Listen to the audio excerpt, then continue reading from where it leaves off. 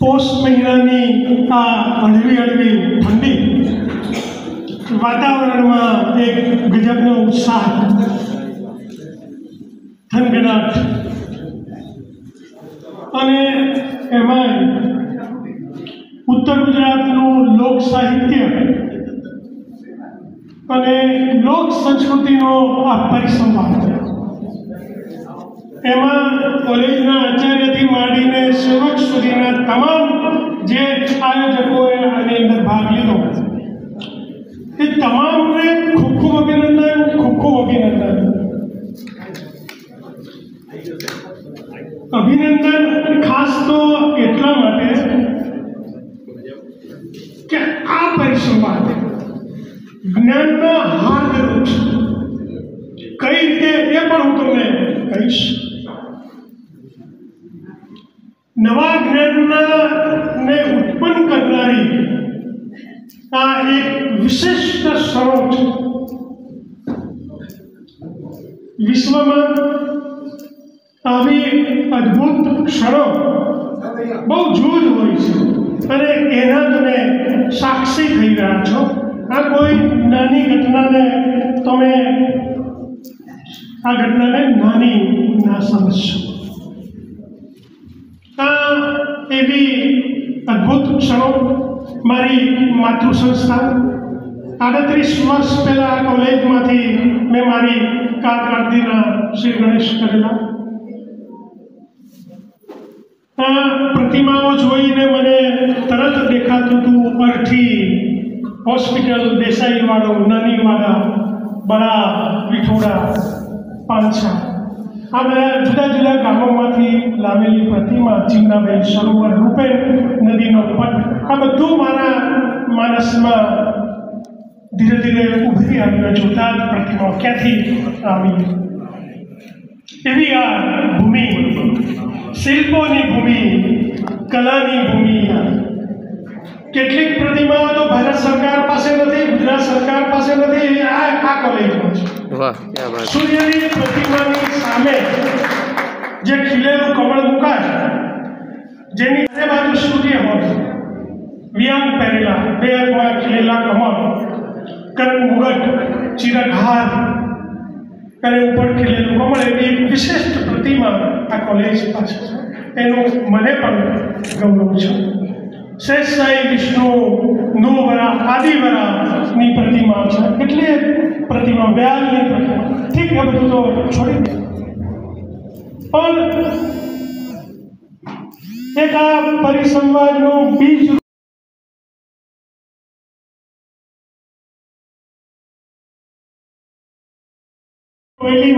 મારે મૂકી આપવાનું છે. આવડો મોટો સમુદ્ર અને એક નાની ગાગરમાં કેમ મારે સમાવવું, એની મને બહુ મથામણ પણ છે. હું મૂકી આપીશ આપને. એક નાનકડું બીજ, આ બીજ રૂપ દેખાય છે. વડના પેટામાં એક નાનકડું બીજ, અને બીજમાં કેવડો મોટો વડ હોય છે. એ વડ આપણને દેખાતો નથી બીજમાં, પણ હું તમને વડ સાકાર કરી આપીશ. તમારી આંખ નાનકડી છે, આવડી આંખમાં કેવડું મોટું આકાશ સમાઈ જાય છે. તો આખા વિષયના આકાશને હું તમારી આંખમાં સમાવવા માટેની કોશિશ કરીશ. તો એક આ અદ્ભુત સંયોગ, અને એમાંય તમે મને આ બહુમાન આપ્યું. આયોજકોનો આભાર, અકાદમીનો આભાર, કોલેજ સંચાલકોનો આભાર. મૂળ વાત તો એ છે કે આપણે આખી સિસ્ટમ, આ શિક્ષણની પેટર્નને સમજ્યા જ નથી. હું નિવૃત્ત થયો પછી મારા ખેતરના માળે જ બેસું. જે ખેતરના માળેથી હું આ કોલેજમાં નોકરી કરવા આવ્યો, એ જ ખેતરના માળે અત્યારે હું આવું છું. રાત્રે પણ ત્યાં જ નિવાસ કરું. અને મને હવે સમજાવ્યું કે મેં જે ભણાવ્યું આ એ શું યોગ્ય દિશા હતી. સરકારે, યુનિવર્સિટીઓએ, સ્કૂલોએ, કોલેજોએ આ અંગ્રેજો જે આપણને માળખું આપીને ગયા, 1857માં બેલવેલી યુનિવર્સિટી મુંબઈ, મદ્રાસ અને કલકત્તામાં સ્થપાઈ. અને અંગ્રેજોનો તે એમને ક્લાર્કો આપવા હતા. 1857થી આપણે ત્યાં શરૂ થયું.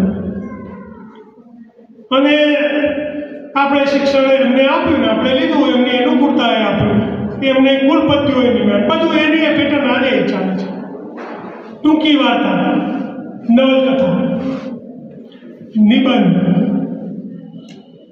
હાઇકુ, ગઝલ, સોનેટ, કરોડ પ્રશસ્તિ, આમાં એકે આપણું સ્વરૂપ છે. બધું પશ્ચિમમાંથી લાવે. ગુજરાતી સાહિત્યના સ્વરૂપો પરદેશથી આવે. આપણું શું આવે? આપણા ગરબા, રાસ, રસા, ફાગુ, ચોપાઈ, પવાડું, પ્રબંધ, આખ્યાન, પદ્ય વાર્તા, તિથિ, મહિના, વાર, બારમાસ છે કે આપણું ખોવાઈ ગયું, પરદેશનું છવાઈ ગયું. ઇવન છવાઈ તો ભલે છવાઈ ગયું આપણા ઉપર, પણ એનું વિવેચન પણ પરદેશથી આવે. સાહિત્યિક વાદો પરદેશથી આવે. આપણે કશું જ ના કરી શકીએ. આપણી સંશોધનની પદ્ધતિઓ, સંશોધન કઈ રીતે કરવું એનું માળખું પરદેશથી. ઇવન જે વિષયની મારે વાત કરવાની છે એ વિષયની વિભાવના પશ્ચિમમાંથી આવે. જેને આપણે લોક સાહિત્ય કહીએ. શું ખરેખર એ સાહિત્ય છે? લોક સાહિત્ય છે ખરું? તરત પ્રશ્ન થાય છે. આખું બધું જ ઉલટાવવાની જરૂર છે. આ બીજરૂપ વ્યાખ્યાન માટે કદાચ હું બોલીશ ક્યાંક મને પડઘા થોડા જુદા પણ પડી શકે, મારે સહન પણ કરવું પડે, એમ પણ બની શકે. તો લોક સાહિત્ય આપણું અને એના માપવાના મીટરો પશ્ચિમના, એ પણ હું તમને વાત કરીશ. જો મને તમે 20 મિનિટ આપી છે, પણ જો તમે કલાક કરી આપશો તો હું તમને બહુ વિગતે વાત કરીશ. એક આવડા મોટા 7 સમુદ્રને કોયલીમાં મૂકવાનું મેં એટલા માટે જ કર્યું હતું. જો આવી પરિસ્થિતિ છે, બધાથી જુદું જ કહેવાનું છે મારે, એમાં મારે દલીલો પણ આપવી પડશે. અને આ બોલ્યા પછી મને વ્યક્તિગત તો ફોન આવશે, એ બધું જુદું. આ રેકોર્ડ જો બહાર આવશે અને એમને મારે કન્વિન્સ કરવા પડશે. હું જવાબ આપનાર એકલો જઈશ પછી. તો આ પરિસ્થિતિમાં જેને તમે લોક સાહિત્ય કહો છો, જો આપણે ત્યાં પહેલા 1885માં રુસ્તમ ખુરશીદ ઈરાની પારસી, એને 40 પુસ્તકો આપેલા. એમાં એક લોકકથા નામનું પુસ્તક એમને લખ્યું, રુસ્તમ ખુરશીદ ઈરાની. અને પહેલા એમને આ લોકકથા શબ્દ આપ્યો. જો લોકકથા શબ્દ જ 1885માં છે, એના પહેલા લોકકથા શબ્દ જ નથી. કેટલું આશ્ચર્ય છે મોટું. અને એમાં એમને જે પેટર્ન ઊભી કરી, એમાં એમને પ્રસ્તાવનામાં લખ્યું છે કે મેં જે આ લોકકથા, એમાં 17 કથાઓ છે, એમાં 7 કથાઓ તો અંગ્રેજીનો, 10 કથાઓ તો અંગ્રેજીનો અનુવાદ છે, અને 7 છે એના માટે એમને આ કથાઓ સારના ખોખા હતા. એમાં રંગ બે પૂર્યા છે, શુદ્ધ રંગ પૂરવાના છે. લોકકથામાં રંગ પૂરી શકાય ખરા? તો પોતાનું આપી શકો. જો શાસ્ત્રીયતાની વાત તરફ આવે, જો 1885માં પહેલા લોકકથા શબ્દ મળ્યો, પુસ્તક મળ્યું રુસ્તમ ખુરશીદ ઈરાની દ્વારા, અને એમાંય પાછું આવું. હવે એનાથી તમે આગળ ચાલો તો 1905માં ગુજરાત સાહિત્ય પરિષદની સ્થાપના થાય છે. રણજીતરામ બાવારામ મહેતા એની સ્થાપના કરે છે. અને એમાં એક રાજારામ મોહન નિબંધ વાંચે છે, અને બીજો નિબંધ આ રણજીતરામ બાવારામ વાંચે છે. એનું શીર્ષક છે લોકગીત. 1905માં આ લોકગીત શબ્દ પહેલો રણજીતરામ બાવારામ મહેતાએ વાપર્યો. અને એમને જો 25-30 નોટો ભેગી કરાવી લોકગીતો, એમાંથી પાછું સંપાદન કર્યું. ને એમાં એ કેટલું યોગ્ય એ પણ એક પ્રશ્ન.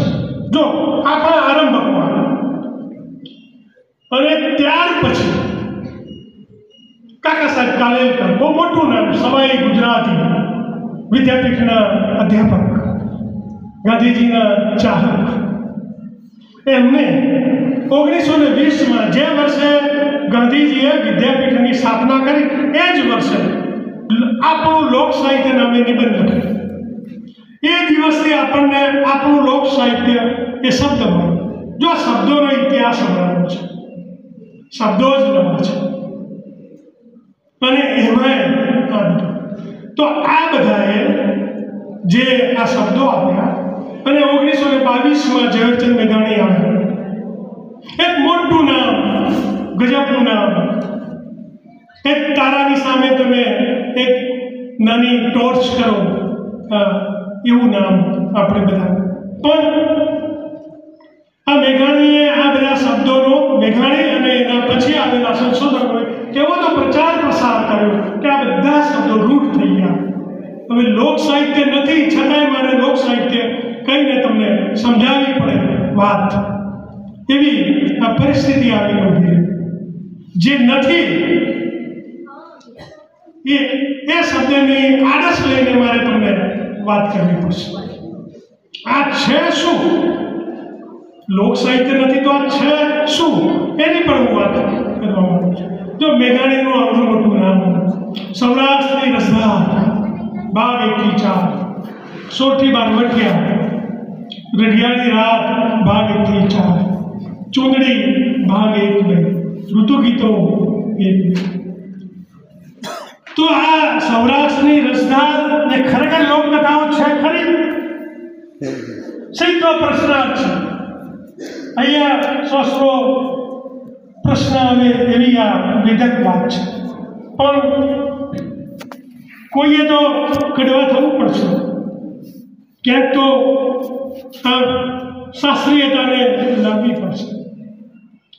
શાસ્ત્રીયતા વિના થયેલા બધા કામો એકલા મેઘાણી નહીં, મેઘાણી પછી તો 100-150 નામો આપણને મળે છે કે જે નામોએ મેઘાણી પેટર્નમાં જ લોકકથાઓ આપણને આપી, ઉત્તર ગુજરાતમાં આપી. એમાં એક અપવાદ શાંતિભાઈ આચાર્ય. શાંતિભાઈ આચાર્ય વિદ્યાપીઠમાં અધ્યાપક. એમને યુજીસીની ગ્રાન્ટ નીચે એમને બોલી વિશે કામ કરવું હતું. શાંતિભાઈ આચાર્યને કામ કરવું હતું બોલી વિશે, અને યુજીસી એમને પ્રોજેક્ટ આપ્યો અને ઉત્તર ગુજરાતના ગામોમાં ફરીને હેડો વાત માંડીએ નામનું એક પુસ્તક આપ્યું. એ એક ઉત્તમ પુસ્તક, માઇલસ્ટોન સમૂહ પુસ્તક, એકમાત્ર પુસ્તક, પહેલું. અને એ સીધી પ્રોડક્ટ નથી, લોક સાહિત્યની સીધી પ્રોડક્ટ શાંતિભાઈ આપણને આપતા નથી. એ આર્ટ પ્રોડક્ટ છે. સીધી પ્રોડક્ટ આપનાર અહીંયા આપણી વચ્ચે છે પ્રેમજીભાઈ ભગવાનદાસ, સીધી પ્રોડક્ટ આપનાર. બોલો, આટલા બધા નામોમાંથી તમે ચાલીને કેટલાને કહેશો? ચાલતા ચાલતા ઘઉં રહે નહીં, એક પણ દાણો ઘઉંનો ના રહે, બધા જ કાકરા હોય. તો વાત કોની કરવી? માટે આ એક અઘરી જવાબદારી, કડવી જવાબદારી. ક્યાંક તો આ વાત આવવાની જ હતી, મારા દ્વારા નહીં તો બીજા કોઈ દ્વારા, સમયના વેળમાં આ બધું આવવાનું. હવે તમને વાત કરું વિશ્વ લેવલે. જો મેં આ વાત કરી ગુજરાતી લોક સાહિત્યની, અને એક નાનકડી વાતમાં ઘણું બધું આમાં વિસ્તારી શકાય છે, પણ વિસ્તારવું નથી. લોક સાહિત્ય વેદોની એ પહેલે પારથી ઉતરી આવ્યું છે. ઋગ્વેદ 5000 વર્ષ જૂનું, આખો ઋગ્વેદ હું વાંચી ગયો. મારા ખાટલા નીચે ઋગ્વેદ રાખતો હું. લાઇટ જતી રહેતી. આ ખેરાલુ કોલેજમાં તો એ વખતે લાઇટો રાત્રે અમુક સમય જતી રહી. દીવડો કરીને પણ હું વાંચતો, હું અપડાઉન કરતો. મેં એ ઋગ્વેદની રૂચાઓ જોઈ અને આખો વેદ ઇન્દ્રની ઉપાસનાથી ભરેલો છે. અને એમાં પછી 3 માતૃકાઓ છે. ઉષા, પુષા ને પાપા. ઉષા દેવી, હે મા ઉષા તું અમને ધનદાન ભરેલા ગાડા, હે મા ઉષા તું અમારી રગોમાં અન્ન રસને વાપ, હે મા ઉષા તું અમને પ્રેરણા કરવાની શક્તિ આપ, હે મા ઉષા તું અમારી દૂર પણ નથી, તું અમારી નજીક પણ નથી. જો તમે ઉષા દેવીની. સ્વતંત્ર 184 બચાવ મેં અલગ તારીખ લખી, યાદી કરી. અને પછી તો હું ગામે ગામ ફરીને મેં જોયું કે આજે પણ ઉષા દેવીની ઉપાસના 200 થી 250 ગામોમાં